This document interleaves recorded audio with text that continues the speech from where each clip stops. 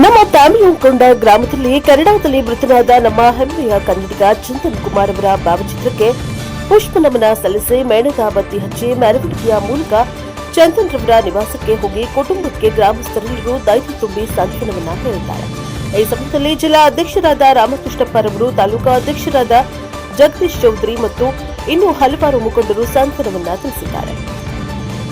ಅರುಣಗೌಡ BJP ತಮಿಳುಗುಂಡ ಹೋಬಳಿ ಮಹಾಶಕ್ತಿ ಕೇಂದ್ರದ ಅಧ್ಯಕ್ಷರು ಹಾಗೂ ಪ್ರಧಾನ ಕಾರ್ಯದರ್ಶಿ ಗಂಗರಾಜು ಇತರರು ಹಾಜರಿದ್ದರು. Bureau report Vaidyamurthy, Praja Power TV, Bengaluru.